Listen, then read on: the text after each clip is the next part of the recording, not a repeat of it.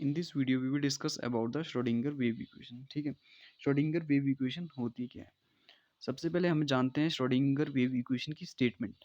Okay, इसकी statement बोलती है कि it is the mathematical expression which shows the three dimensional distribution of the electron around the nucleus. मतलब कि जो इलेक्ट्रॉन होगा वो अराउंड द न्यूक्लियस डिस्ट्रीब्यूटेड होगा three dimensionally, not in a particular orbit कि एक ही ऑर्बिट में रिवॉल्व कर रहा है in a fixed radius. No, it is a three dimensionally distributed, okay, around the nucleus. And this is the mathematical expression for the Schrodinger wave equation. Okay, what is the meaning of these symbol in Schrodinger wave equation? What is the psi is the wave function. Okay, psi is the wave function. And h is what? H is Planck's constant. And e is the total energy of the electron, okay, around the nucleus in a particular time or in a particular radius from the nucleus. Okay, what is the v is the potential energy of the electron. Okay, what is the m is the mass of the electron. Okay, ये तो हो गई Schrodinger wave equation की general statement and इसका mathematical expression. Okay, अब हम जानते हैं कि श्रोडिंगर वेव इक्वेशन की हिस्ट्री क्या है। What is the need for this Schrodinger wave equation? अब हम जानते हैं कि हमें श्रोडिंगर वेव इक्वेशन की ज़रूरत क्यों पड़ी। ठीक है, श्रोडिंगर वेव इक्वेशन के पहले जो हमारे पास कॉन्सेप्ट था इलेक्ट्रॉन का, वो था हमारे पास ऑर्बिट कॉन्सेप्ट। ये ऑर्बिट कॉन्सेप्ट क्या बोलता है कि जो इलेक्ट्रॉन होगा वो एक सर्कुलर पाथ में घूमेगा around the nucleus in a definite radius. ठीक है, तो इसको बोल दिया ऑर्बिट कॉन्सेप्ट। तो हमारे पास क्या हुआ, हमारे पास दो कॉन्सेप्ट और आए उसके बाद। ठीक है, सबसे पहला कॉन्सेप्ट क्या था, हेंसनबर्ग अनसर्टेनिटी प्रिंसिपल। ठीक है, इस कॉन्सेप्ट के आधार पर क्या बोलता है ये कि हम किसी भी पार्टिकल का पोजीशन और मोमेंटम साइमल्टेनियसली मेजर नहीं कर सकते। ठीक है, और उसके बाद हमारे पास दूसरा कॉन्सेप्ट जो आया वो था ड्यूल नेचर ऑफ इलेक्ट्रॉन। इसको हम मैथमेटिकल एक्सप्रेशन में डी ब्रॉगली इक्वेशन भी बोलते हैं, डी ब्रॉगली इक्वेशन। ठीक है, अब ये हमारे पास डी ब्रॉगली इक्वेशन या ड्यूल नेचर ऑफ इलेक्ट्रॉन क्या बोलता है, ये बोलता है कि जो इलेक्ट्रॉन होगा उसका पार्टिकल नेचर भी होगा और वेव नेचर भी होगा। ठीक है, तो अब देखते हैं हम जो ये हिंसनबर्ग और ड्यूल नेचर ऑफ इलेक्ट्रॉन है, ये ऑर्बिट के कॉन्सेप्ट को सेटिस्फाई नहीं करते। ऑर्बिट का जो कॉन्सेप्ट था वो बोलता था कि जो इलेक्ट्रॉन है वो अराउंड द न्यूक्लियस घूमता है इन अ डेफिनेट पाथ। मतलब जो ऑर्बिट का कॉन्सेप्ट है वो इलेक्ट्रॉन के पार्टिकल नेचर को ही डिफाइन कर पाता है, वो इलेक्ट्रॉन के वेव नेचर को डिफाइन नहीं कर पाता। ठीक है, तो इस वजह से क्या हुआ, इस वजह से ऑर्बिट का कॉन्सेप्ट कैंसिल कर दिया गया और एक नया कॉन्सेप्ट प्रोड्यूस किया गया, उसको बोलते हैं हम श्रोडिंगर श्रोडिंगर वेव इक्वेशन। ठीक है, इस श्रोडिंगर वेव इक्वेशन जिसको हम अभी डिराइव करेंगे, तो ये एक ऐसी इक्वेशन है जो इन दोनों कॉन्सेप्ट को, हिंसनबर्ग अनसर्टेनिटी प्रिंसिपल और ड्यूल नेचर ऑफ इलेक्ट्रॉन के कॉन्सेप्ट को पूरी तरह से सेटिस्फाई करती है। ठीक है, उस इक्वेशन को हम बोलते हैं श्रोडिंगर वेव इक्वेशन। और जिस इक्वेशन को हमारा मॉडर्न मैकेनिकल जो एटम का जो मॉडल है इलेक्ट्रॉन का, उसको भी सेटिस्फाई करता है। श्रोडिंगर वेव इक्वेशन, ये हमारे पास श्रोडिंगर वेव इक्वेशन है। ठीक है, ये क्या एक्चुअल में क्या है, ये सेकंड ऑर्डर पार्शियल डिफरेंशिएशन है एम्पलीट्यूड की। किसके एम्पलीट्यूड की, जो इलेक्ट्रॉनिक वेव है उसके एम्पलीट्यूड की partial differential second order partial differential equation है। ठीक है, अब हम इस इक्वेशन को डिराइव करते हैं। तो श्रोडिंगर ने क्या माना कि जो इलेक्ट्रॉनिक वेव है वो न्यूक्लियस के चारों ओर एक स्टैंडिंग वेव की तरह है। स्टैंडिंग वेव मतलब क्या, चलो इसको समझते हैं। सबसे पहले मान लीजिए आपके पास दो पॉइंट है, ठीक है, ए बी, और इसके बीच में हमने एक धागा बांध दिया। ठीक है, मान लीजिए स्ट्रिंग बांध दी है। अब हम इस स्ट्रिंग को जब वाइब्रेट करेंगे, मान लीजिए जब इस स्ट्रिंग को वाइब्रेट करेंगे तो ये इस फॉर्म में वाइब्रेशन, इस तरह का पोस्चर ले लेगी। ठीक है, तो जो इलेक्ट्रॉनिक वेव है न्यूक्लियस के चारों ओर, वो भी इस वेव की तरह है, just like a standing wave. ठीक है, अब जब वो स्टैंडिंग वेव है तो हमारे पास एक जनरल इक्वेशन होती है, उसको हम साइन इक्वेशन भी बोलते हैं। साइन इक्वेशन,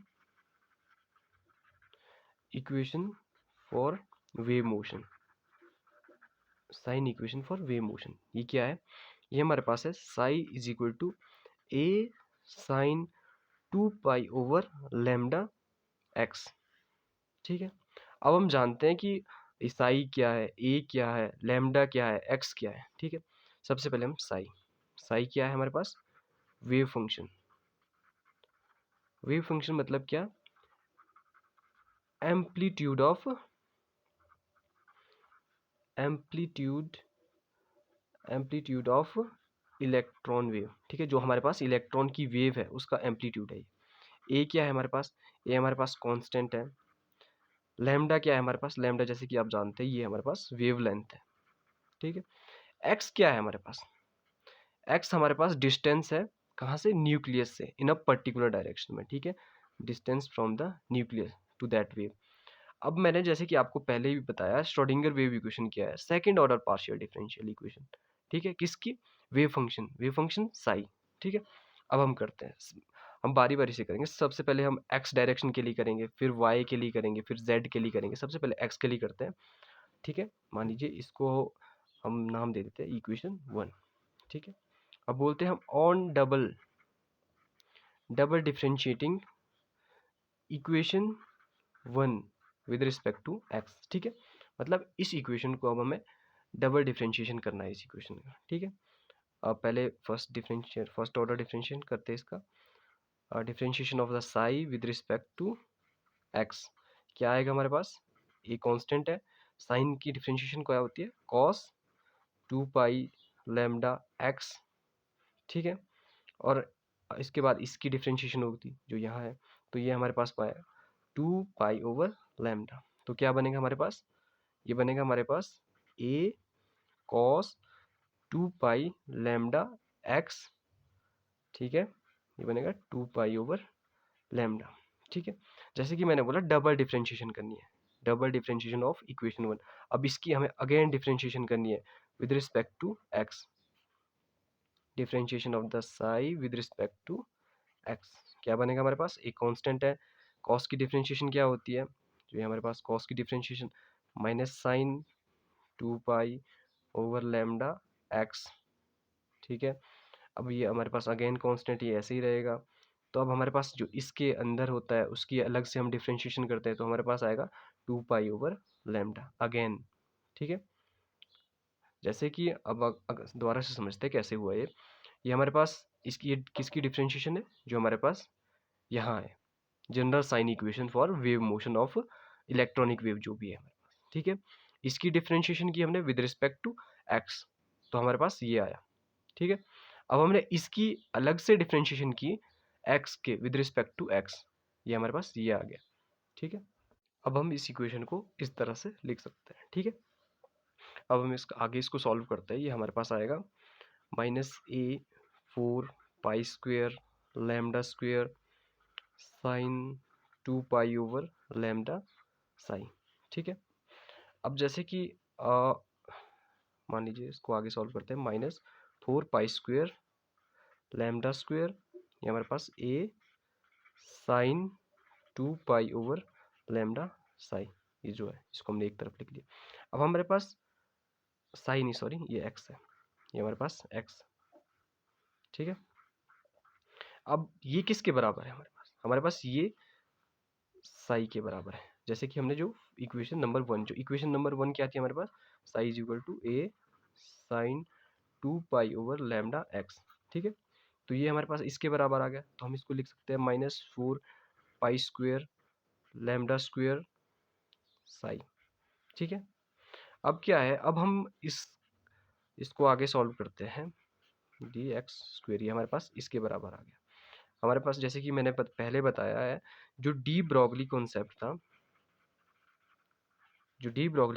था, वो इस इक्वेशन के द्वारा सेटिस्फाई किया जाता है। मतलब श्रोडिंगर ने क्या किया, डी ब्रॉगली और हिंसनबर्ग के जो कॉन्सेप्ट थे उनको सेटिस्फाई किया। ठीक है, तो डी ब्रॉगली इक्वेशन क्या है हमारे पास, lambda is equal to h/mv।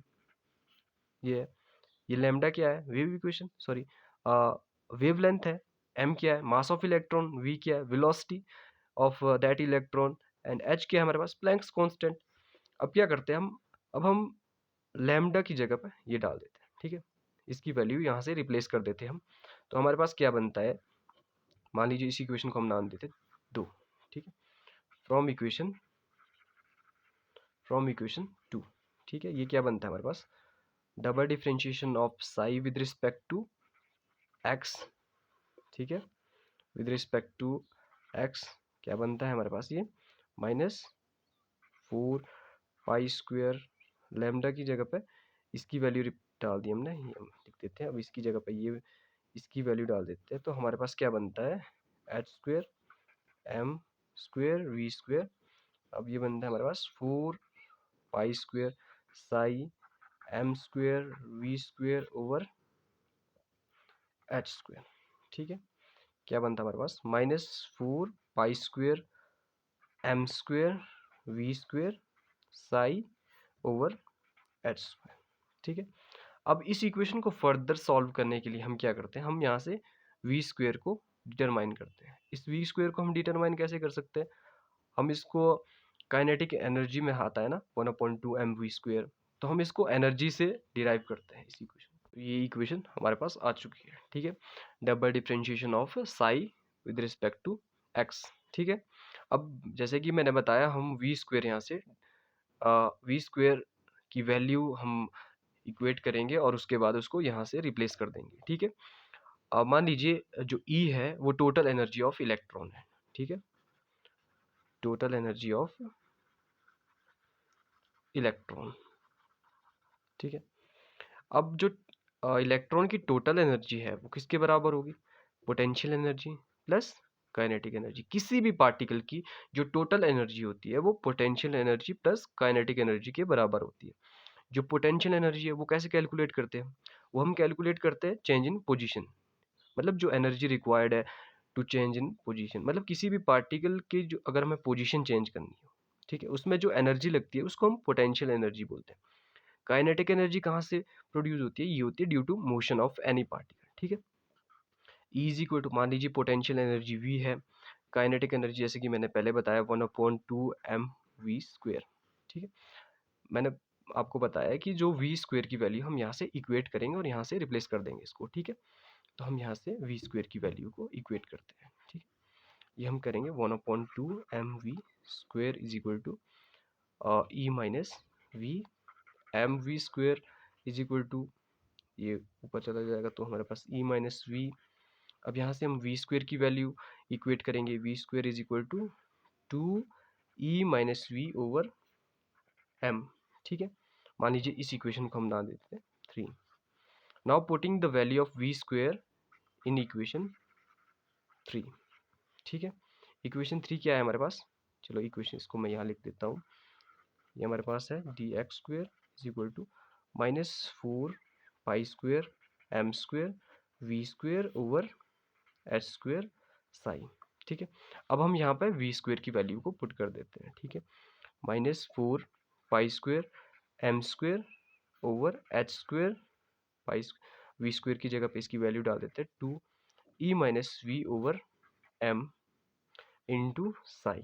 ठीक है, तो ये इक्वेशन को हम आगे जब इक्वेट करते हैं तो हमारे पास ये आता है -8 pi square m/h² e-v Sai.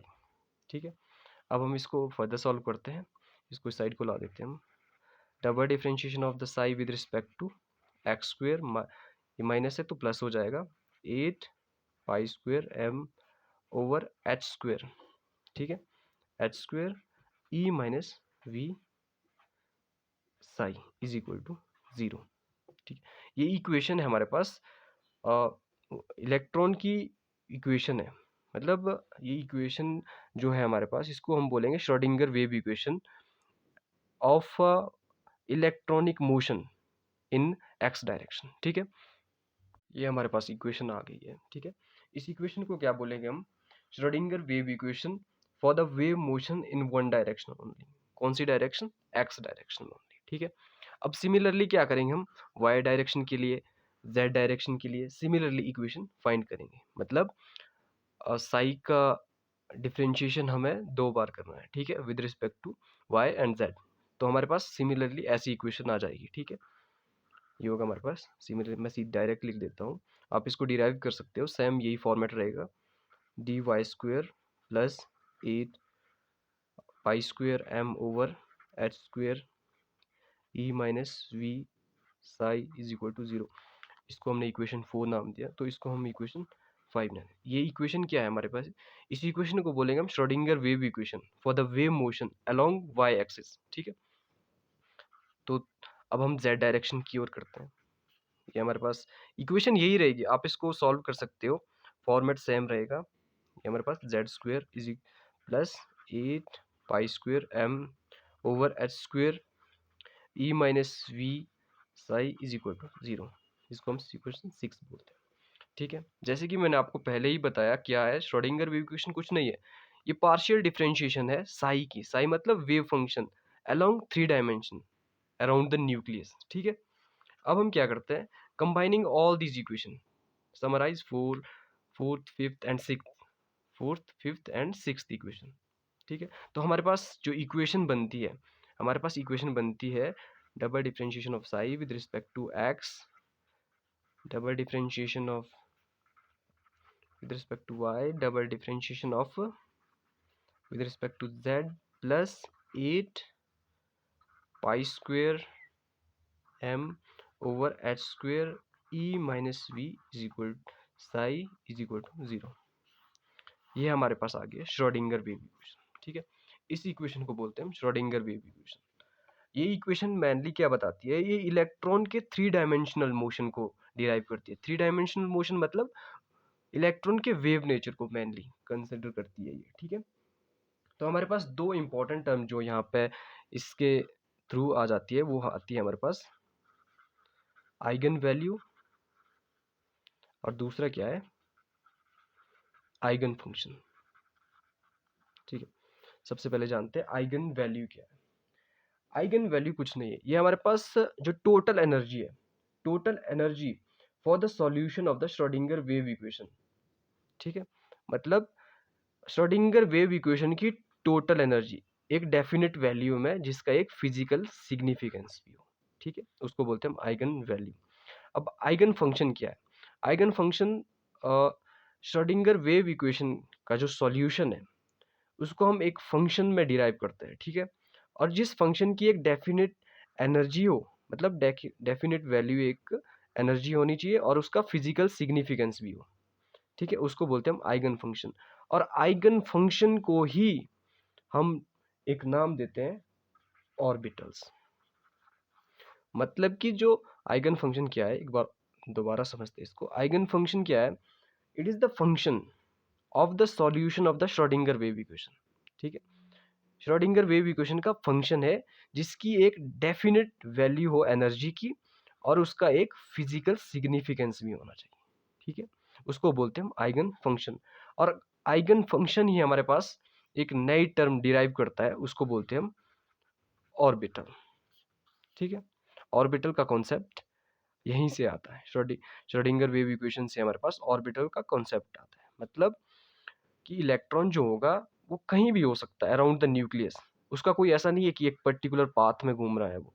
ठीक है, तो यही कहा जाता है।